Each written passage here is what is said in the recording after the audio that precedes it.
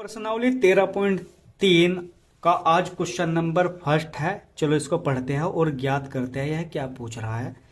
निम्नलिखित बारंबारता बंटन किसी मोहल्ले के 68 उपभोक्ताओं की बिजली की मासिक खपत दर्शाता है। इन आंकड़ों के मध्य और बहुलक ज्ञात कीजिए, इनकी तुलना कीजिए। देखो हमने माध्य और बहुलक तो ज्ञात करना आपको सिखा दिया है 13.2 में और 13.1 में।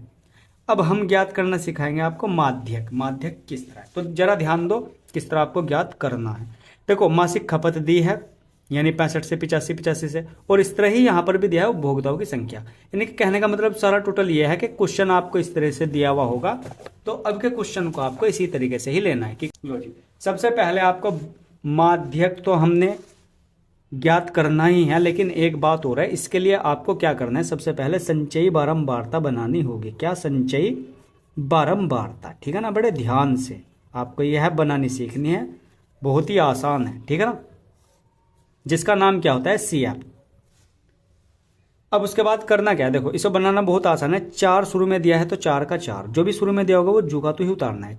अब उसके बाद क्या करना है, 4 और 5 कितना हो जाएगा 9, 9 और 13 कितना हो जाएगा 22। ठीक है ना, 22 और 20 कितना हो जाएगा 42, 42 और 14 कितना हो जाएगा हमारा ये बताओ 56 हो जाएगा। ठीक है ना, 56, 56 और 8 कितना हो जाएगा 64, 64 और 4 कितना हो जाएगा हमारा 68। और हमें क्या करना है n बराबर, यहाँ n बराबर टोटल जोड़ना है तो टोटल जोड़ेंगे तो 68 होगा, या लास्ट में यहाँ मिलेगा आपको ये n ही होगा।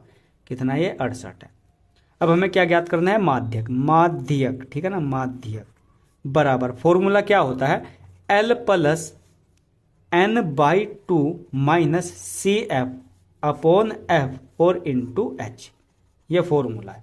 इसमें हमें n तो है हमारे पास क्योंकि n बराबर 68 है हमारे पास। अभी CF नहीं है, F नहीं है, H और L भी नहीं है। चलो इनको भी ढूंढते हैं।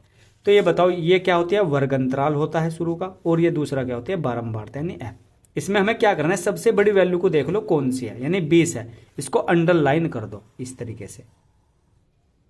बोर्ड एग्जाम में आप कर सकते हो बिल्कुल इसी तरीके से। जो सबसे बड़ा था इसमें ये F था, और साइड में जाओगे आप ऊपर वाला जो भी होगा वो CF होगा, और L का मान तो हमेशा ये क्या होगा शुरुआत का ही होगा 125। जो F है ना उसी के सामने साइड में 125, यानी यहाँ पर मैं मान लिख देता हूँ L बराबर कितना है 125 है, और हमारे पास n का मान भी है, लो मैं लिख देता हूँ 68 है, और हमारे पास f का मान भी निकल के आ गया। कितना निकल के आ गया, f बराबर है हमारे पास 20 है। ठीक है ना, और CF का मान भी तो अभी रह रहा है ना, CF, हाँ CF का मान कितना है 22 है। मैं यहाँ लिखता हूँ CF बराबर कितना है 22 है। अब बच क्या रहा है हमारे पास, देखो L भी आ गया, N भी, CF भी, F भी, क्या बच रहा है H क्या होगा, इस वर्ग अंतराल का अंतर होगा।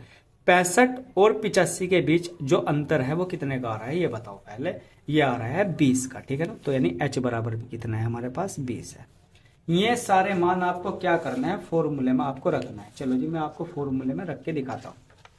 अब देखो क्या करना है, L है शुरुआत में, फॉर्मूले में है हमारे पास L, तो यानी कि मैं यहां रखता हूं L। अरे यार L का मान कितना है 125, स्टेप बाय स्टेप देखना 125। फिर क्या रहा है प्लस n/2, प्लस n की जगह कितना था, n की जगह था 68/2 माइनस CF है ना। अब तो CF की जगह कितना है, CF का मान कितना था 22 था, ये रहा यहाँ, या यहाँ पर देख लो हमने लिखा था 22 ये रहा। तो CF का मान कितना हो जाएगा यहाँ पर 22, और बटा F। अब आ रहा है क्या F, इस F की जगह कितना रखना है हमें, F का मान कितना था ये रहा 20, और गुणा, और H का मान कितना है, अंतर कितना है H का भी तो ना, तो कितना है 20 है। लो जी अब बहुत ही आसान है, इस 20 से इस 20 को काट दो। अब उसके बाद 2 से इसको डिवाइड कर दो, 2 तिया 6 और 2 चौक 8।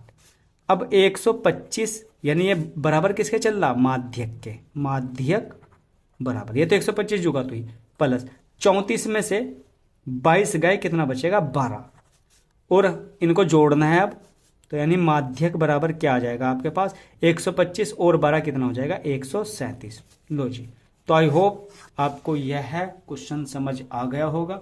तो जरा वीडियो को कर दो लाइक और चैनल को कर दो सब्सक्राइब, और मिलते हैं अगली वीडियो में वापस। तब तक के लिए बाय।